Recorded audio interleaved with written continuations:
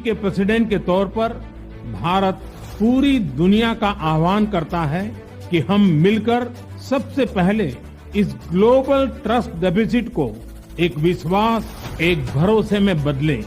यह हम सभी के साथ मिलकर चलने का समय है और इसलिए सबका साथ, सबका विकास, सबका विश्वास, सबका प्रयास का मंत्र हम सभी के लिए एक पथ प्रदर्शक बन सकता है। कोई हिंदू नहीं है, कोई मुसलमान नहीं है, मानवता की बात होगी, अचीवमेंट की बात होगी, सक्सेस की बात होगी, इंप्रूवमेंट की बात होगी, विकास की बात होगी। शेख हसीना ने कहा है, तो किससे प्रभावित होकर कहा है?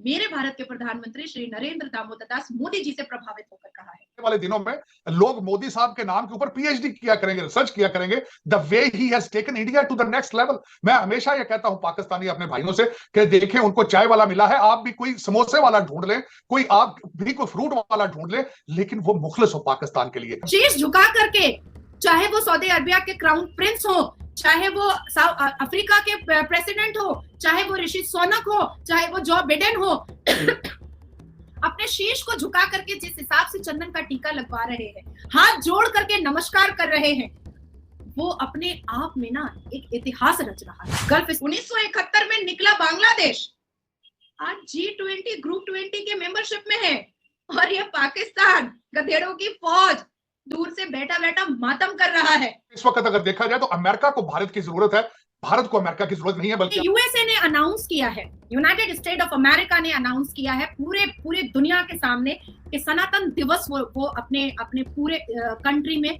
मनाएंगे। भारत के वेलकम टू क्रिक माइंड। जय हिंद दोस्तों, एक और नया पाक मीडिया रिएक्शन वीडियो में आप सबका स्वागत है।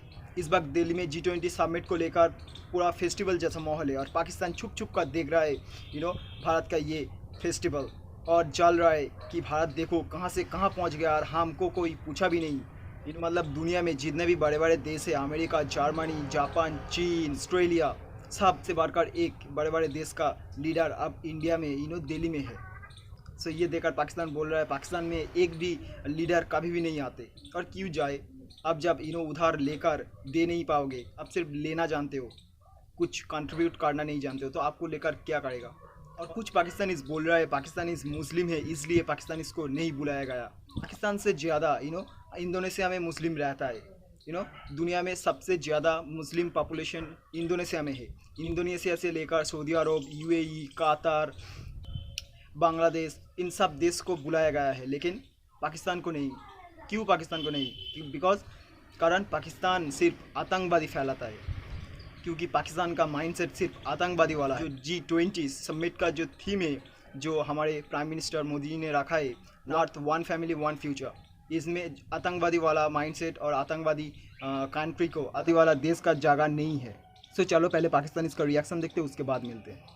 मैम मुझे बताइएगा क्या वजूहात है, आज बड़े अफसोस से मुझे कहना पड़ रहा है कि हिंदुस्तान सारे मुसलमान कंट्रीज जाते जा रहे हैं और जो हमसे निकला 1971 का वाकया आज भी कोई नहीं भूलता।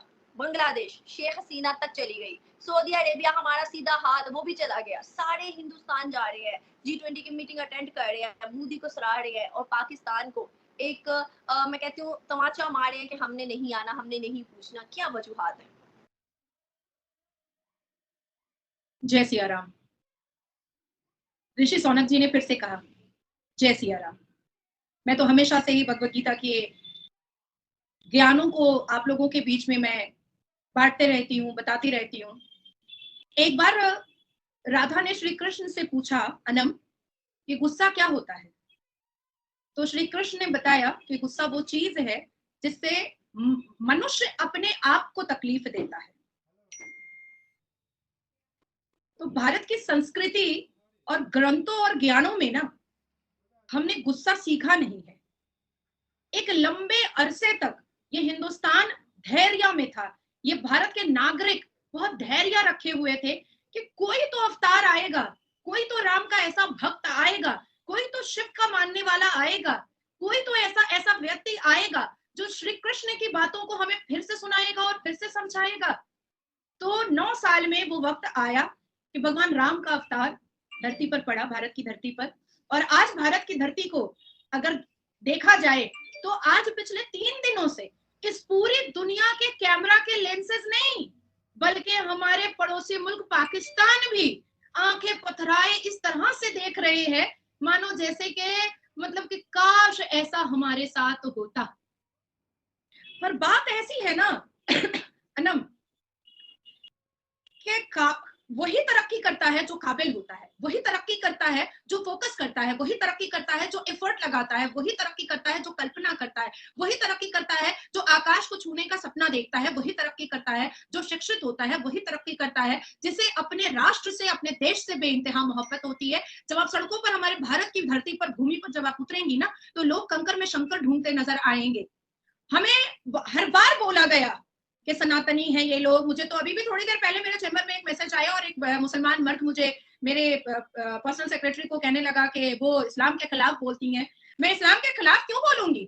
इस्लाम खुद अपने खिलाफ खड़ा हो चुका है, और अगर किसी को यकीन नहीं है तो पाकिस्तान की तरफ नजरें उठाकर देखें कि इस्लाम खुद अपने खिलाफ खड़ा है। अगर यूके के प्राइम मिनिस्टर ऋषि सुनक की बात करें तो वो भी इस टाइम दिल्ली में मौजूद है। इंडिया के प्राइम मिनिस्टर के साथ उनकी मीटिंग हुई है। इसके अलावा उन्होंने कुछ स्टेटमेंट्स दिए हैं। उन्होंने बोला कि मुझे फख्र है कि मैं इंडियन ओरिजिन हूं। उन्होंने ये भी बोला है कि G20 के हवाले से बोला है कि right time and right place for G20 मतलब इंडिया। और इसके साथ उन्होंने एक बड़ी स्टेटमेंट ये दी है कि मुझे प्राउड है कि मैं एक हिंदू हूं। इन सब चीजों के ऊपर आप क्या कहना चाहेंगे कि यूके इंडिया के आने वाले टाइम में जिस तरीके से रिलेशन होने वाले हैं, बिजनेस को लेके जो डील्स होने वाली हैं? देखिए, एक तो ऋषि सोनक साहब अगर देखा जाए तो वो गुजरांवाला से हैं, जो सब आपके आसपास के हैं। उनके हेरिटेज यहाँ से साउथ अफ्रीका गए थे, वहां से वो यूके शिफ्ट हुए। लेकिन उनको बिल्कुल मैं समझता हूं अपनी हेरिटेज के ऊपर फख्र होना चाहिए, अपने मजहब के ऊपर फख्र होना चाहिए। उनकी स्टेटमेंट्स में डेफिनेटली एग्री करूंगा, और मैं बल्कि I am proud of him. उसकी वजह यह है कि he is not just a Hindu, he is a practising Hindu. Practising Hindu और एक एवरेज हिंदू में फर्क होता है। और मैं समझता हूं कि अगर देखा जाए तो इंसानी ग्रोथ के लिए फेथ का होना और अपने फेथ को प्रैक्टिस करना बहुत इंपॉर्टेंट है। I am very proud of Rishi Sunak, उनका बैकग्राउंड, उनकी वाइफ का background. I am so proud of him, he has done wonderful things for UK. और बिलखसूस जब मैं ये बात करता हूं तो उन्होंने भारत के बारे में, बल्कि ये नहीं, उन्होंने वहां से निकलने से पहले, यूके से निकलने से पहले उन्होंने खालिस्तान के बारे में भी एक स्टेटमेंट दी थी कि I will work with India. और दूसरा आपने बताया कि this is absolutely right, it's a right time at the right place. अगर देखा जाए तो मोदी साहब की पिछले जितने सालों से ही is a prime minister, he is on the peak of it right now. Bharat अपनी इंटरनेशनल डिप्लोमेसी की हाइट्स को इस वक्त टच कर रहा है, और मेरे ख्याल में ये सारा सेहरा मोदी साहब को जाएगा। उसकी वजह यह है कि आपने जिस तरह पहले कहा है कि चंद्रयान को देखें, सूरज के प्रोजेक्ट को देखें, इनका अमेरिका आना, फिर उसका फ्रांस जाना, फ्रांस से यूएई जाना, यूएई से ग्रीस जाना, आज जकार्ता जाना। ही is a hard working prime minister. आने वाले दिनों में इनके बारे में कई किताबें लिखी जाएंगी, और Modi sahab has done a wonderful job, not for the India only. मैं समझता हूं कि as a South Asian, as a part of Asia, he has become a strong leader, especially his ability to lead the Asia right now, and I'm so proud of him. India के जो prime minister हैं, जब से उन्होंने prime ministership का charge संभाला है, उन्होंने जो खबरें आती हैं कि उन्होंने अभी तक कोई छुट्टी नहीं की, उन्होंने कोई ऑफ नहीं किया। और इन 2 दिनों में जो G20 के 2 दिन होंगे, सैटरडे संडे, इसमें उन्होंने 15 मीटिंग्स करनी है। ये मीटिंग G20 की मीटिंग्स के अलावा है जो बायलैटरल मीटिंग होगी। इसमें कोई शक नहीं। मैं सबसे पहले जिस तरह आप बता रहा था कि अगर कल का उनका शेड्यूल देखा जाए तो वो सुबह 8 बजे निकले इंडिया से, जकार्ता गए हैं, और शाम को 6:30 बजे वापस आ गए। और इसी तरीके से मैं उससे पहले आपको बताना चाहूंगा कि मैंने एक इंटरव्यू में सुना था कि डॉक्टर जयशंकर किस तरीके से कंट्रीज को विजिट करते हैं और जहाज के अंदर सोते हैं, अपनी नींद वहां पूरी करते हैं। तो कौमें तरक्की ऐसे नहीं करती चौधरी साहब। एक तो सबसे पहले आपके अंदर नेशनलिज्म होना जरूरी है, दूसरा आपकी विल होना जरूरी है, दूसरा आपको लेगेसी का शौक हो। ये सारी चीजें मिलकर एक नेशन को, एक कौम को उभारती हैं या ऊपर लेकर आती है, इसमें कोई शक नहीं है। मैंने जिस तरह आपको पहले अर्ज किया है कि आने वाले दिनों में लोग मोदी साहब के नाम के ऊपर पीएचडी किया करेंगे, रिसर्च किया करेंगे। सो जैसे ही देखा पाकिस्तान इसका रिएक्शन, वो भी जेला से, कि इंडिया कहां से कहां तक पहुंच गया, और पाकिस्तान दूर दूर तक नहीं है।